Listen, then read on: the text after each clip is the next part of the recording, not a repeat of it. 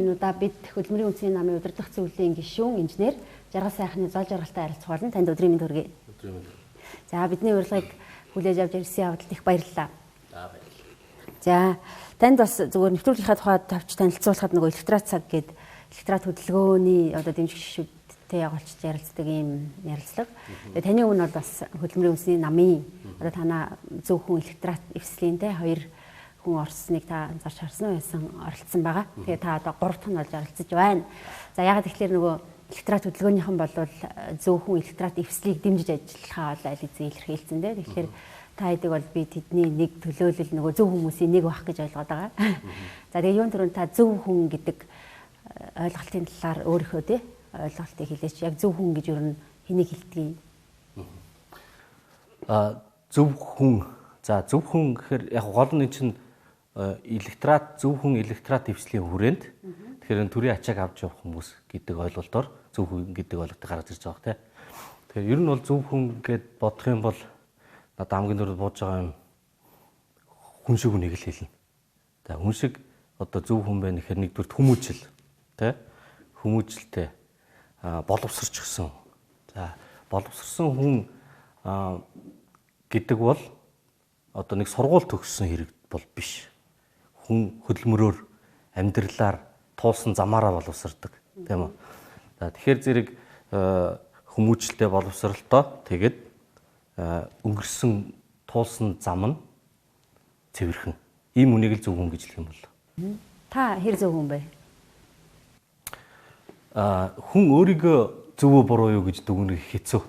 Тэ. Би бол хүн намд нөхдөөгөө гар нийлээд их нэлээд олон жил тууштай явлаа. Хүн нам зөв хүн электрат эвсэл дотор нэлээд том цөм болоод явж байгаа.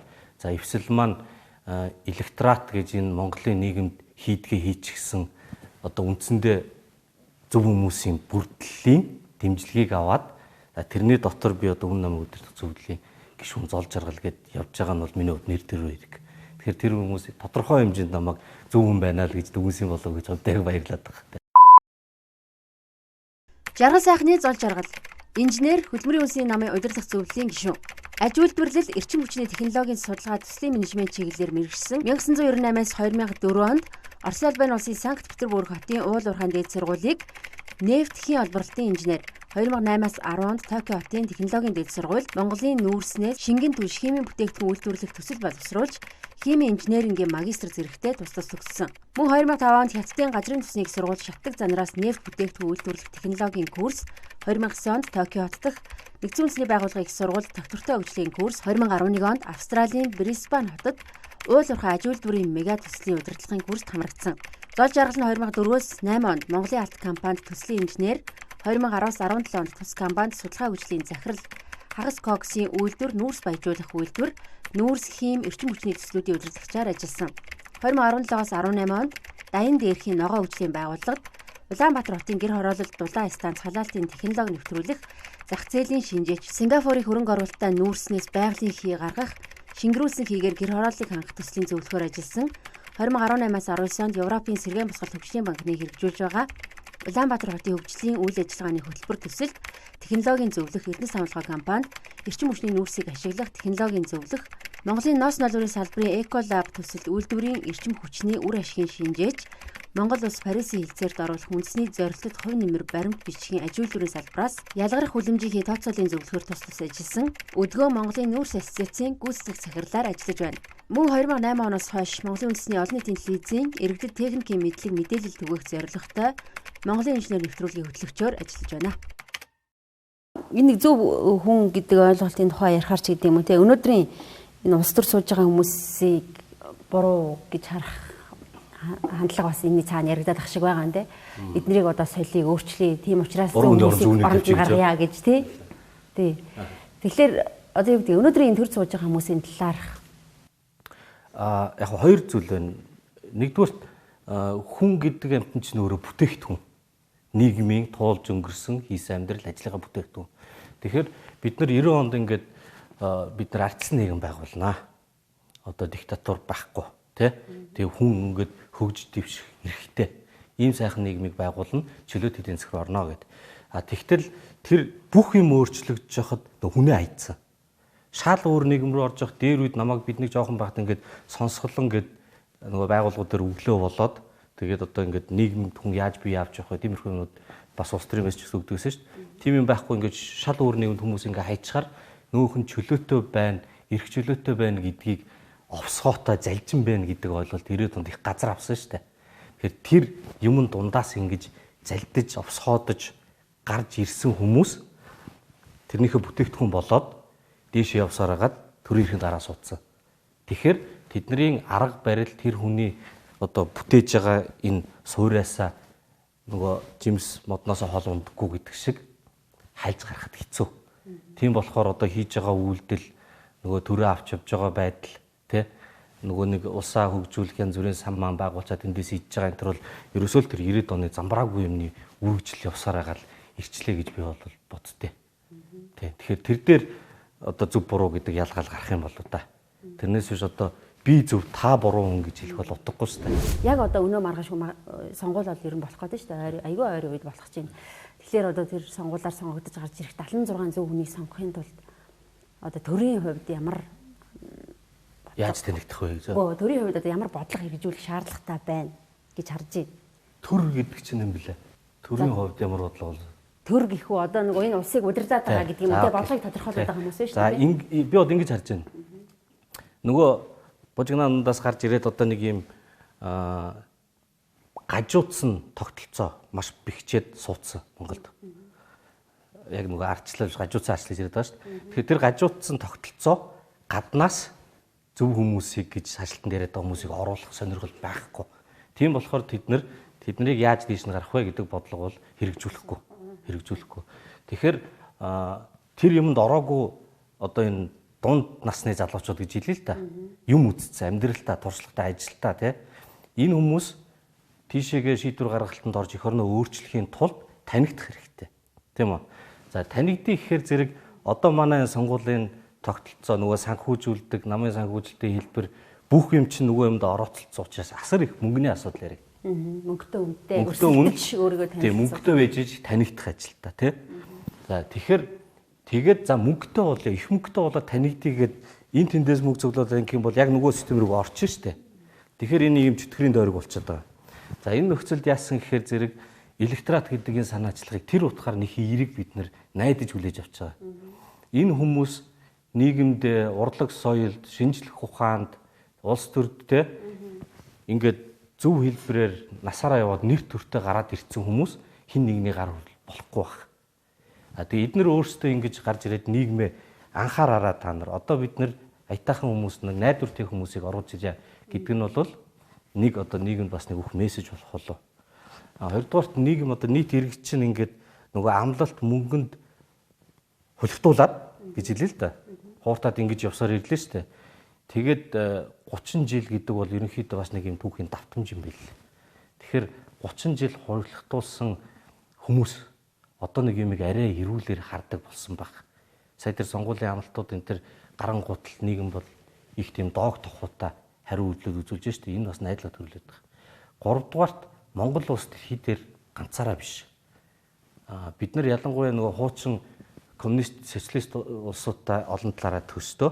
Тэгээ нөгөө зүүн Европ ингээд зөвлөлт толгойд улс гэдэг тэднээс нэг арай нэг хэдэн жилийн араас явж байсан юм түүхтэй.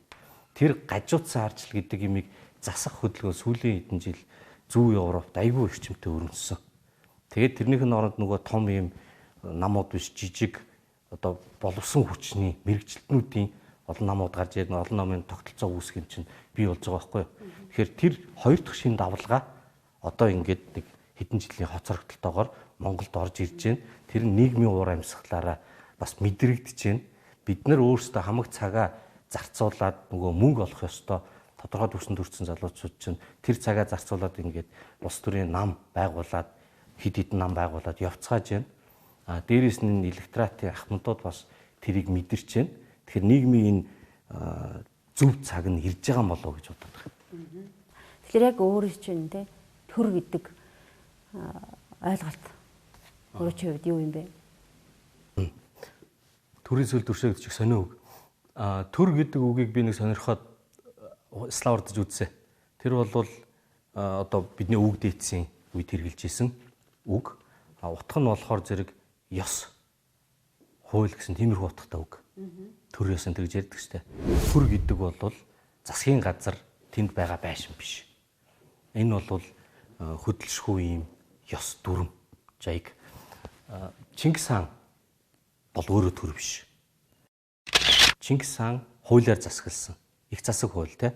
Тэгэхээр тэр олон мундаг одоо тал нутгийн орчин үеийн хэллэгээр тал нутгийн атмануудаас ялгарсан ялгаа нь бол өөрөө бүх юмыг шийдээд өөрийнхөө хүмүүсээр хүрээлүүлээд биш. Хуулиар дээд додгүй бүгдийн жигд засагласан. Тэгэхээр эндээс бас төр гэдэг үгийн утга гарч байгаа байхгүй юу? Тэгэхээр төр бол ёс. Ёс ямгаар төр төмбөр гэдэг чинь тийм утгатай. Тэгэхээр төр барина гэдэг бол ёсыг сахиулна гэсэн үг. Ёсыг сахиулна гэсэн үг. Тэрнээс биш дарга нэг хувь хүн хүчтэй удирдахч бол төр биш. Тэ? Тийм тэгж би боддтой. Тэгэхээр тэр төр гэдэг чинь хуулиар засаглах юм бол хуулиар засаглаж байгаа тогтолцоог олгож байгаа нь хамгийн сайн олгож байгаа нь парламентын ардчлал. Ягаад тэгэхээр нэг удирдагчдаа нэг юм диктатуртай үед бол тэр хүнийг үзмжээр явдаг учраас хуулиар засагладаггүй. Тэгэхээр хуулиар засаглана гэдээ бидний оролдлого хийгээд явж байгаа нь бол их зөв. Энийг бэхжүүлэх нь монголчуудын хэлдэг үг, түүх, үзэл санаатай нийцэж байгаа байхгүй. Тэгэхээр төр барина гэдэг бол ёсыг сахиул гэсэн үг. Тэгээ эргээд нөгөө хөөгд үзэхээр ёс зүйтэй гэдэг юм хүн бас тэр төр барих хэрэгтэй байна тийм болж таарна. Зөв ёс тэр ёсыг сахиулж чадах ёс зүйтэй хүмүүс л төр барих ёстой гэсэн үг болно л да. Өнөөдрийн Монгол өөрчлөлт, сонгуулийн хувьсгал, хариуцлага,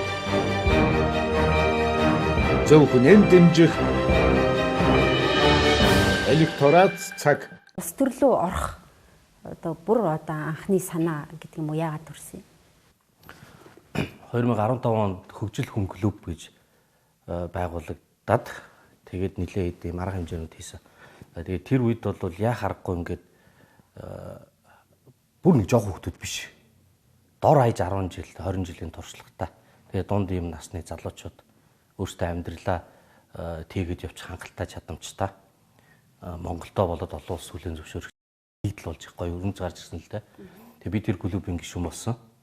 Тэгээд 16 онд ерөөсөө бид нэр төрлөө орж ажиллах ёстой байна. Эх орноо засах ёстой байна гэдэг шийдвэр гаргаад нам бол зөөрслөн байгуулагдаад тэгээд түүнээс хойш бол ажиллаж байгаа. Тий, анх нам байгуулж байхад би бодлого судалгааны хүрээлэн гэж бид нэр байгуулсан. За ерөөсөө ягаад улс төрд орохоор бодсон бэ гэхээр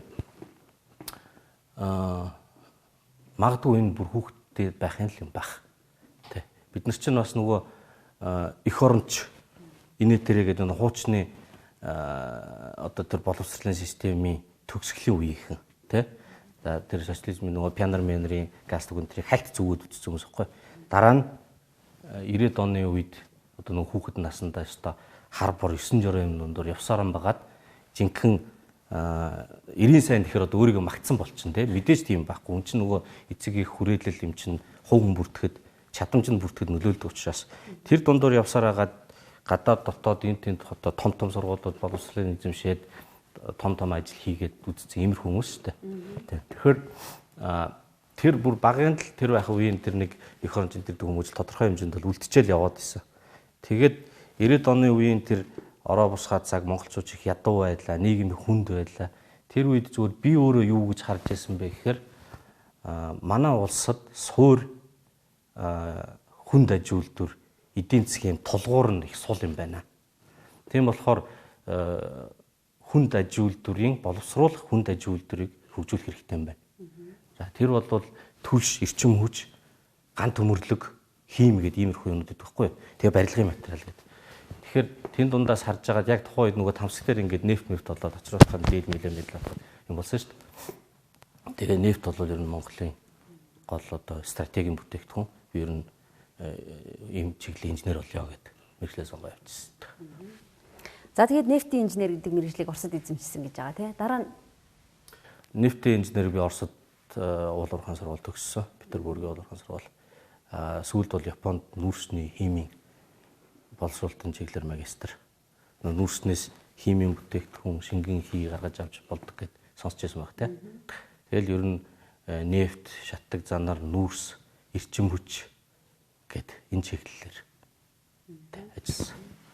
Тэгээд яг энэ бүгдийг зүгээр одоо ингээ харж яхад тэр салбарт ажилласан миний одоо мотивац ч гэсэндээ ер нь бүтээн байгуулалтын дээр ажиллах ёстой юм байна. Нөгөө суур ийм эдийн засгийн хатуу хөл сул байгаа учраас Монгол улсад том хэмжээний үйлдвэрүүд байгуулах хэрэгтэй. Одоо нөгөө түүхийд, байгалийн түүхийдээ боловсруулдаг. Тэгээд тэр боловсруулснараа зөвхөн хятадын зах зээлээс хамаарахаас гадна өөр улсууд руу гаргах боломж бүрдэн үнэн өрнөдөр болохоор тэгэхээр энэ чиглэлээр ажиллах ёстой юм байна гэдэг. Тэр бол миний хувьд ингээд Орос, Япон, дараа нь би бас Хятад, Австрали богино хэмжээний сурсан л да. Төслийн уул уурхайн төслийн удирдлага, тэгээ технологийн чиглэлээр. Энэ чиглэлээр мэрэгцсэн үнэ бол миний эх орондоо хөгжилд нь оруулах хувь нэмэр бол ерөөсөө аж үйлдвэрлэлийн хөгжилт юм байна гэдэг. Тэгээд ер нь тийм зорилгоор ажилласан. Тэгэхээр яг нөгөө л хүүхэд байхаас л хойш би энэ улс орны хөгжилд хувь нэмэр оруулах ёстой л гэж л бодож явсных байх. Тий. Тэгээд эцэст нь бол яг одоо тэр нэг тохироо бүрдээд 15, 16 онд олон залуучууд нийлээд бид нэр төрийн бодлого тодорхойлоход оролцсноо гэдэг шийдвэр гарах моментод хараад би ер нь эднэртэйгээ нийлж явах хэрэгтэй юм байна гэж шийдвэр гаргасан. Оросын холбооны улсын эрчим хүчний дэд сайдаар хассан тийм ажлын хэсэг байгуулад ирүүлсэн байлээ. Тэгээ манайх бас дэд сайдаа томилоо тэгээд ажлын хэсэг байгуулсан. За Хятад бас байгуулж байгаа юм байлээ. Ингээд гурван талын одоо ажлын хэсэг бол Москвад уулзалт хийнэ. За мөн бас энэ ерөнхий сайдын айлчлал үеэр бол бас холбогдох уулзалтууд засгийн газрын түвшинд болно. Ингээд техникийн уулзалтууд явах нь экспертийн түвшний мөн засгийн хэмжээний ч уулзалтууд бол энэ хий хоолой дээр явагдана. Тэгэхээр энэ ингээ ажил хэрэг болоод эхэлж байгаа нь маш сайн зүйл байхгүй юу? Хий хоолой одоо саяхны яригадаад байгаа асуудал дээр бас байр суурь илэрхийлсэн баг шүү гэсэн. Энэ хий хоолой уг нь бол манайх чи хий хоолойн төслөө одоо Оростой зурчлаа. Манайхаар дамжуул хий хоолойгоо барихаар болчлоо гэж ялгагдчихад байгаа шүү дээ. Гэтэл та бол энийг боломжгүй гэж хэлсэн баг шүү. Боломжгүй гээгөө 10 жил хэрэгтэй гэсэн хугацаа хэрэгтэй гэдэг. Яагаад тэгэхээр за бодмоор юмнууд нэлээд байгаа. Нэгдүгээрт нь хий хоолой монголоор дайрах юм бол хийг нь бид нэр аваад Улаанбаатарт ирэх юм бол гэр оруулалтын утаа баггүй бол давуу тал нь тий. Тэднийг бүрдүүлэхэд бол бараг тэрнээс асар их хэмжээний дэдвүүц нэлээд ажил хийх хэрэгтэй. За давуу тал нь тийм байж бол сул тал за тэгээ хоёрдугаар нөгөө транзит гэдэг түрээсийн дээр авна гэдэг байгаа шүү дээ. Тэгэхээр сул тал нь юу байж болох вэ гэвэл бид нар Оросоос 100% түл шалтгаанаар хамааралтай. Эрчим хүчний Монголын эрчим хүчний систем тохиргоо байхгүй учраас Оросын системгүйгээр ажиллаж чадахгүй. Тэгэхээр цахилгаан эрчим хүчнүүд бид Оросоос хамааралтай. Байгалийн хий гэдэг бол нүүрстэй харьцуулахад илүү бага хүлэмжийн хий ялгаруулдаг цэвэр түүхийд. За ингээд ирэх юм бол урт хугацаанд бид нүүрсний станцуудаа байгалийн хийд хувиргаж таарна яваанда. Тэгэхээр бид түл шатхууны хувьд цахилгаан эрчим хүчний хувьд дээрээс нь одоо нөгөө дулаацдаг нүүрс гэдэг Монголын өөрийн бүтээгдэхүүн байна шүү дээ. Тэрнийхээ хувьд Оросоос хамааралтай болно гэсэн үг. За Оросоос хамааралтай болно гэдэг нэг огт үгүйсгэж байгаа юм бол байхгүй. Тэр бол нөгөө олон улсын харилцааны нэлээд эмзэг асуудал. За тэгэхээр тэрэн дээр энэ зөв буруу гэдэг эцсийн дүгнэлтийг бол гаргах болоогүй. Нэлээд судалгаа хийгдэж яригдчихэж байгаа юм тийм. Тэгэхээр тэр бол нэгдүгээр шалтгаан. Яагаад энэ тэнд нэг дарга очиж гараа үсэг зурснаар шууд ингээ бүтээн байгуулалт эхлэхгүй вэ гэдэг. Хоёрдугаар шалтгаан нь худалдан авах чинь Хятад Монголоор дамжуулж явна гэж байгаа. Тэгэхээр Хятадын талаас ямар нэгэн авна гэсэн шийдвэр бол одоогор байхгүй байгаа. Орос улс 2035 эрчим хүчний стратеги гэдэг бодлогын баримт бичиг боловсруулсан. Бид нар тэрэн дээр нь 2 жилийн өмнө нэлээд детальны анализ хийсэн. Тэрэн дээр бол монголоор хий дамжуулах асуудал байхгүй. Хятад улс 15 жилийн төлөвлөгөөгөөр хөгжлөө явуулдаг тийм үндэсний хөгжлийн шинтгэлийн хорон гаргаад батлаад. Тэгэхээр 13 одоо 14 дугаар 5 жил нь эхэлнэ. 13 дугаар 5 жилийн төлөвлөгөөн дээр монголоор дамжуулна гэсэн юм байхгүй. 14 дээр орох уугүй юу гэдэг нь бол нэлээд сериусны асуудал. Тэгэхээр Орос Хятад хоёр бол дарга санаа орж ирээд санамж бичиг зурчингуудаа тим юм хөдлөгдөг улсууд биш. Тэд нар хэдийгээр бид нар одоо ингээд Оросуудыг Путин юм ундаг байна. Шууд газар дээр нь шийдчихлээ. Хятад бол дарга хэлсэн бол хийдэг гэдээ ингэж их ярьдаг штеп. Тийм болохоор манай дарга хөрөлсөх ерөнхий сайд жишээлбэл те эсвэл одоо Баттулга ерөнхийлөгч очоод газар дээр нь шийдчихлээ гэж ярьдаг. тим юм Орос хятадд байдаггүй. Орос гэдэг улс бол эрчим хүчний бодлого нь хамгийн топ түвшинд. Хятад бас топ түвшинд стратеги асуудал учраас. Тэгээд тэрний чинь цаана судалгааны байгууллагууд мэрэгжлийн салбар нь ажиллаад 80 шигшүүрээр дамжиж орж ирж эцэст нь засаг нь батлаад түүнийг удирдагчид нь хэрэгжүүлдэг. Тэрнээс биш удирдагчийн санаар явдаггүй. Тэгэхээр хэрвээ энэ төсөл явахаар бол нөгөө системүүд чинь Оросд ажиллана. Хятадд ажиллана. Тэгж явсараад бодлого болж батлагдана. Техникээс гадна нөгөө гурван улсын геополитик 9 жороо юм яригдэн штэ. Тийм болохоор энд бол хугацаа орно.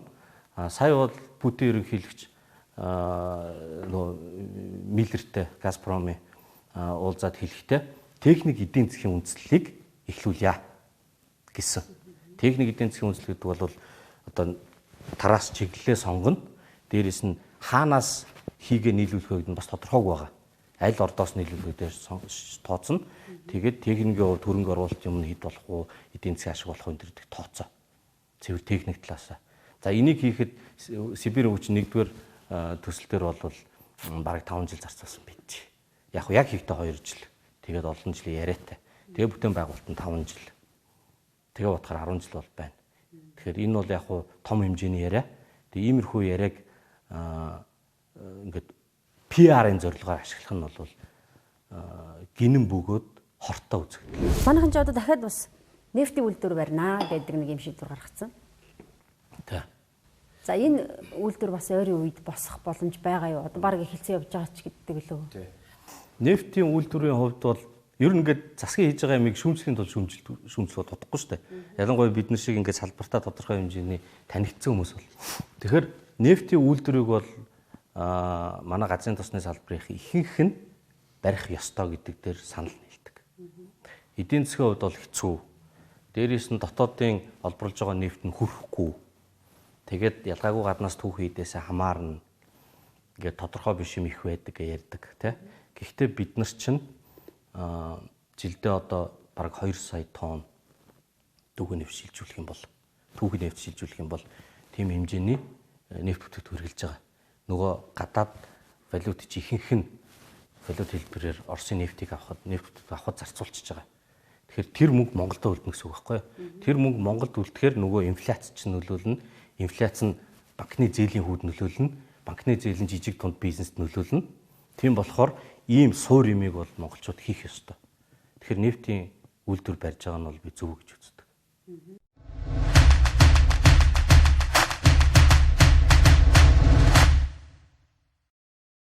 За хүнд үйлдвэрийн салбарын гэх үү те одоо энэ мэрэгчлэлтэй боловч одоо ногоон эдийн засаг, ногоон хөгжлийн талаар маш олон төслүүд дээр өрн ажилласан туршлагатай юм байна те. Одоо нөгөө миний мэрэгсэн салбар нүүрс нефт гэдэг энэ хар бур.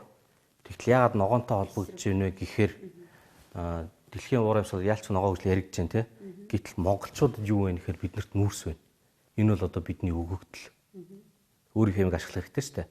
Тэгэхээр тэрийг ашиглахад тодорхой хэмжээний хязгаарлалт яалтч хөдөлгөөний тест тавьдаг хэлж байгаа байхгүй. Тэгэхээр ямар төвшөнд хэрэглэх юм? Ямар технологи хэрэглэх юм? Яаж нөгөө ногоон болгох юм гэдэг асуудал яригдсан шүү дээ. Энэгээр дамжуулан ингээ ногоон руу орцсон. За ногоон хөгжил рүү орчхоор юу харагдаж байна гэхээр ногоон хөгжлийг дэмжих их хэмжээний мөнгө олон улсын санхүүгийн байгууллагуудад байна. Парисын хэлцээрээс хойш маш олон тэрбум долларын асуудлууд яригдж байгаа.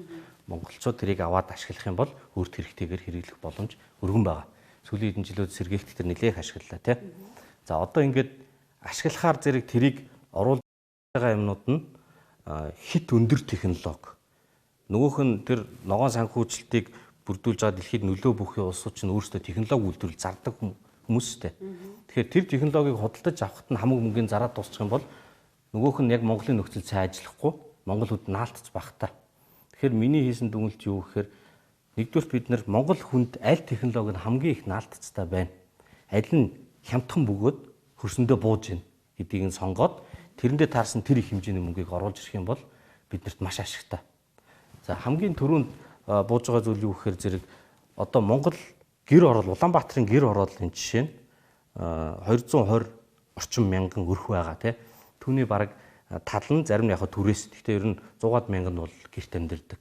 За нөгөө 100 гаруй мянган бол байшинт. Тэдний зураг төсөл байхгүй дулааны халт гэдэл өндөртөө. Тэгэхээр тэнд эрчим хүчний хэмнэлттэй гэж байна. Инженер бол дулаахан байшин л баггүй юу? Дулаахан тийм капитал сайн байшин барихад тэгээд дид үтцтэй. Зөвөрийн ч хийж болно, төвийн ч хийж болно. Тэрийг их хэмжээгээр орон сууцнд өгж байгаа ипотекийн хүнээс баггүй, тэрнээсээ баггүй хэмжээгээр ингэж гэр бүл бид өөрчлөх шаардлагатай байна. Тэр мөнгийг тэр олон улсын ногооноос авчирч болно. Яагаад тэгэхээр дулаахан байшин барьснараа цахилгаанаар хардаг бол цахилгааны зарцуулалт нь 2 дахин болчихно. Түлш нүрс бол тэр нь бас 2 дахин борчихно. Тэрний цаана нөгөө CO2 хүлэмжийг багасдаг байхгүй юу? За тэгэхээр энэ бол зүгээр нэг жишээ тий. Иймэрхүү ийм ногоон хөгжлийг дэмжсэн хөрөнгө оруулалтыг агаарын технологиудад биш Монгол хүнд хэрэгтэй юмдаа зарцуулахын төлөө ажиллах хэрэгтэй юм байна л. Энэ чиглэлээр би нэлээд ажиллаж байгаа. Сүүлд бас нэг хотын Улаанбаатар хотын ногоон хөгжлийн хөтөлбөр гэдэг дээр техникийн зөвлөхөр ажилласан. Тэгээ одоо нөгөө шахаа барьцсан ногоон байгууламжуудын чард нөгөө тоос, шороо тэгэл хүний стресс бүгд холбоотой юм л шүү дээ. Тэгэхээр тэр ногоон байгууламжийг яаж хаана байгуулах вэ? Тэ үерийн ус мусыг яаж цуглуулах вэ? Нураад унах гэж байгаа хуж өгсгнүүлүүдийг зүүн Европ шиг яаж сайжруулах вэ энэ гээд инженерийн шийдлүүд нь бол бэлэн. Тэрийг хэрэгжүүлдэг хүмүүс л хэрэгтэй. Энэ засгийн хэрэгжүүлсэн нөгөө утаагүй төлш байна шүү дээ. Шахмал төлш. За харьцангуй утааг бол бууруулсантай санал нийлэх бах. За гэтэл энэ утаагүй төлш үйлдвэрлэж байгаа зардлаас одоо таны саяны яриад байгаа нөгөө эрчим хүчний хэмнэлттэй сууцаар гэр ороллыг хангах нь илүү бага зардалтай гэж ярьсан байсан уу та? Гэхдээ би үндсэн асуудал бол орон байр гэж ярьсан. Тий. Үндсэн асуудал бол орон байр. Хамгийн эхлээд бүх мөнгөө орон байрны асуудлыг шийдэхэд одоо анх тэргүй ач холбогдлыг зарцуулах хэрэгтэй. Тэр орон байрыг шийдсэн бол дараа нь ямар ч төлс хэрэгэлсэн 2 дахин бага хэрэглэнэ. Хутаан шууд 2 дахин буурна гэсэн үг байхгүй. Төлсний хувьд бол техникийн олон зөв шийдлүүдийн нэг сайжруулсан төлш. Тэгвэл ингээд бүх төрлийн зовхонд хэрэглэнэ гэд мунхраар шийдсэн бол өөрөө техникийн шийдэл биш, улс төрийн шийдэл. Тэрний үр дагаварт нэлээд олон амиа алдсан тий эхний хэсэгт уушаалгүйгээр. За энэ сайжруулсан төлсний асуудал бол ер нь гэхдээ одоо шинэ биш 10 жилийн өмнө яригдчихсэн байхгүй юу? Тэгээд такс кокс гэж бас бид утаа багтаа. Одоо жинхэнэ утаагүй төлш юм уу? Тим төлсний үйлдвэрийг барих төслийн ажлыг би удирдаад үйлдвэр байгуулах ажилд нь бол оролцож ирсэн. Дорногов аймагт 3 жил хотод тэр төлшийг хэрэгжилж хагаад тэгээд Алтан уян сайдын үед ерөөсөө энэ сайжруулсан төлшийг боллоо гэд тэгээ баахан компаниудыг дампууруулаад хайцсан нэг юм түүх байд. Тэгээд тэр нь одоо буцаад өнгөрсөн жил гарч ирээд ер нь бол зөв юм байсан байна гэдг нь л одоо харагдчихлээ л да. Тэгээд төрийн бодлого ингээд говаад байх нь бас их ортой цаг их алдсан юм үр дагавар төрөгдөг юм байна л гэж. Одоо нэг юм шийдэл хэлээд нь шүү дээ. Одоо та жишээлбэл тэгээ яг та нарын одоо инженерүүдийн ч гэдэг юм уу зөвлөгөөг аваад бодлогодоо тусгаад ажиллаж байгаа яагаад ажиллахгүй байгаа юм бол гэдэг юм. Одоо өөрөөс чинь магадгүй зөвлөгөө аваад тэрийг бодлогодоо тусгаад ажиллаж. Тэр чинь нөгөө хийж байгаа зөвлөгөө нь мөнгө хийх боломжгүй болоод хүний сонирхолтой биш болчихж байгаа. Тийм ээ. Тэгэхээр бидний нөгөө гажуудсан арчлалын гол асуудал чинь төрийн албыг ашиглаж мөнгө хийдэг нэг ийм заваа амир орсон шүү дээ. Тэгэхээр тэр санал болгож байгаа шийдлүүд нь хотод хэрэгтэй, улсад хэрэгтэй мөртлөө нөгөө ингээд сүлжээнд орцсон бүлэглэл гэж хэлээд тийм дээ хэлгээ санаа зам мөртлөө. Тэрний ашиг олох зорилгот нь нийцэхгүй бол олигтой явахгүй. Тэгэхээр ийм инженерийн шийдлүүд байна. За тэрийг хэрэгжүүлэх эрх зүйн орчныг нь бүрдүүлэх тий одоо хуульч юу гэдیں тий. Тэгээ яаж тэрийг эдийн засгийн хувьд үр ашигтай явуулах вэ? Яаж санхүүжүүлэх вэ гэдгийг шийдэх одоо эдийн засгийн санхүүгийн мэрэгчлэтнүүд. За тэгээ дээрэс нь бусад чиглэлийн одоо бүхэл хүмүүс байна л да. Ийм баг олуула орж иж энэ юмыг хөдлөх ёстой. Тэрийг л ер нь зориод л яваад байгаа байхгүй юу? Тэгэл зөв хүн энтер гэл гой нэр зүөх гэж хичээгээл явж байгаа. Юм тийм л юм. Одоо бол ганц нэгээр ороод тэр дунд ороод нэмэргүй байгаа л юм биш үү? Тийм харгуулчаад байгаа. Тэ. Юм хийх гэдэг чинь том систем эрэг болтод одоо нэг машин ажиллаж байхад тэр машин дотор нэг шүрүүп ингээд өөр тийшээ зүтгэж байх юм зүгээр хэрчигдээд тасарна. Эсвэл бол өсрөөд гарна. Эсвэл бол тэр машин дотор үйл ажиллагаанд оролцохгүйгээр нэг буланд очиод ингээд байж яхах юм байгаа байхгүй юу? Жишээлбэл өөрөө тий инженер хүн тэр бодлого тодорхойлох газар орвол ямар давуу тал үүсэх юм? Гэхдээ одоо яг хөө жишээ хэлээ л да. Жишээлбэл тий. За бид нэр төмөр зам гэж яриад маш олон жил боллоо. За тэгээд төмөр зам байхгүй горыг нь одоо энэ коронавирусээс болоод айхтар хурцаар мэдэрч штэ. Нүүрсэд нэвлдэг төмөр зам байсан бол экспортын орлого унахгүй. Экспортын орлого байсан бол бид нэр ингээд бүх жижиг бизнесүүд нь хүнд байдалд ороод одоо яана гэд ингээд санаад талтай хань харьцангуй бага байх байсан.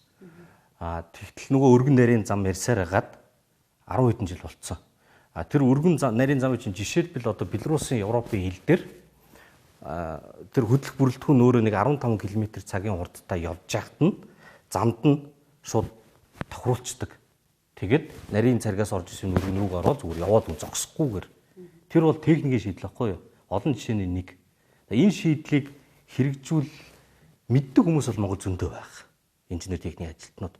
Гэтэл нөгөө том хүмүүс чинь шийдвэр гаргана шүү дээ.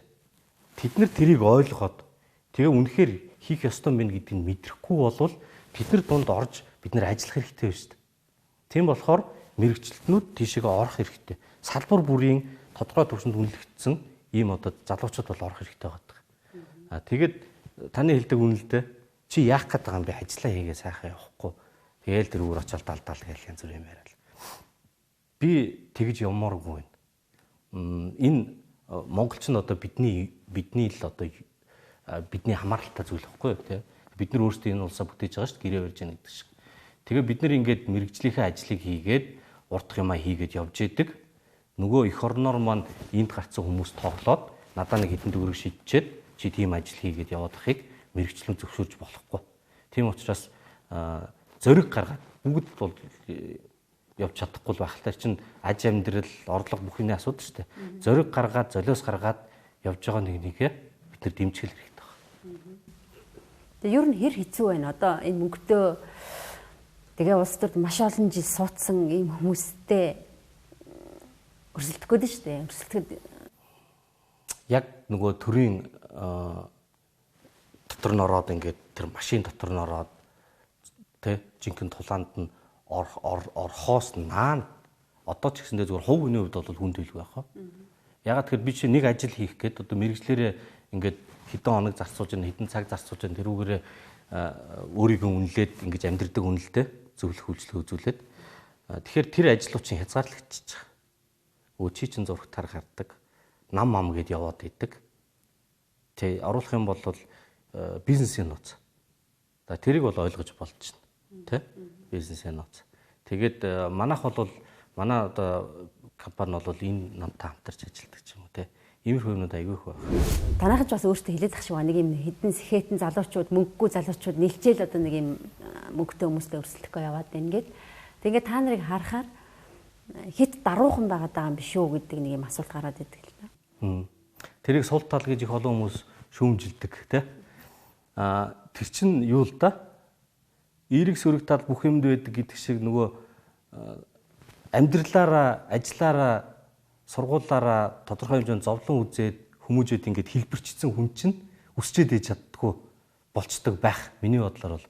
Тэгээ бид нар одоо ингээд намын гол нөхд ч гэсэндээ ер нь ингээд ганцхан манай нам ч одоо эвслийн нөгөө хүрээлэл те эдгээр чинь ийм тодорхой төвшөнд хүрсэн сэхэтнүүд ажлыгаа үзсэн хүмүүс учраас бүгдээрээ нэг ийм хэлбэрт орсон тодорхой хэмжээнд энэ талаас нь тэгж хүмжилдэг байх. Тэгвэл үнцэн гэж нэг юм байна. Үнцэн гэдэг юм чинь бас ингээд зохиогоод гинт бодцдог юм биш. Тэр чинь нөгөө л туулсан амьдрал хийсэн ажлаас хүний хүмүүжлээс бүтдэг юм.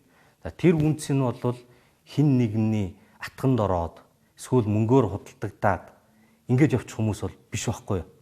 Одоо энэ манай одоо энэ төрсөн залуучууд. Тэгэхээр тэр үнцэн гэдэг юмны төлөө бол хинтээ чамаагүй, юутай чамаагүй үзэлцэхэд бэлэн. Тийм учраас нөгөө мөнгө олж авах хэвээр боломжоо хайчаад ингээд улс төрд явж гин гэд нэг юмны төлөө нэг том нөлөө зүтгэж явж байгаа юм л учиртай. Тийм болохоор яг тэрэндээ тулах юм бол даруухан байхгүй.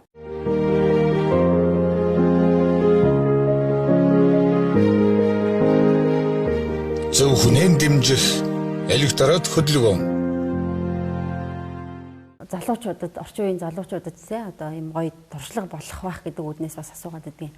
Таны хувьд бол бас 2 3 улсад сурсан байна те. Оросд, Японд сурсан байна. За тэгээд түрүүлээ Австрали, Канадад мэргэжлээ дээшлүүлсэн гэдэг. За тэгээд мэргэжлийнхаа хувьд бол харьцангуй улс орондоо үнэлэгдсэн, дахиад улс төрөлд орсон ингээ явж байна. Тэгээд энийг бол би амжилт гэж харж байна л та. Тэгээд яг ингэж одоо өнөөдрийн өөрийнхөө хэмжээндээ тодорхой хэмжээнд амжилттай байхад гол зарчимтай нь юу байв? Ажиллаа л хийсэн. Уртх ажиллаа, өөрт нь огцон ажиллаа хариуцлагатай их л ер нь одоо мэрэгчлэлтэн гэдэг үүднээсээ миний гол баримталдаг зарчим байж тэ. Одоо ингээд намын нөхдөөгөө нийлээд улс их орныхоо төлөө ажиллана гэд явж байгаа маань бас л тэр зарчмын үргэлжлэл байх. Тэр л байх шүү дээ. Төрийн ажил хийх юм бол түүнийг хариуцлагатай хийнэ. Тэр ажиллаа л хийнэ. Үгүй бол бизнес их бол бизнесээ л хийнэ. Нөгөө зөв хүнийг сонгож гаргахад бас залуучуудын оролцоог их байх гэж юу н хараад байгаа ш. Нийгэмч одоо тийм хүлээлт байна те. Залуучууд сонгуулаа өгдөг байх хэрэгтэй. Залуучууд өгөх юм бол бас арай өөр сонголт хийх байх ч гэдэг юм ийм хүлээлт байгаад тах шиг байна. Тэгээ залуучууд сонгуульдаа оролцдог байхад за залуучууд тэр зөв хүнийг сонгодог байхад юун дээр анхаарах шаардлага байна. Залуучуудаа хандхад яг хоо нөгөө одоогийн нөгөө бидний үеч тэр те ер нь бидний дараагийн үеч гэсэндээ ийм хувь хүмүүс, бие хүмүүс нь илүү хүчтэй. Нэг хайхтар хүний нөлөөнд ороод 20,000 төгрөгөөр саналангууд авахгүй. Тийм болцсон. Тэгэхээр энэ нэг талаас уус төрөд авахгүй ингээ хайчаад эдраар яат ингээ тэгээд байгаа байхгүй.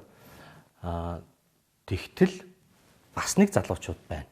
Мундаг боловсрцсан, амжилтанд хүрсэн, ажиллаа хийгээд чөлөөт нийгмийнхээ одоо давуу талыг олоо явж байгаа хүмүүс байна тий.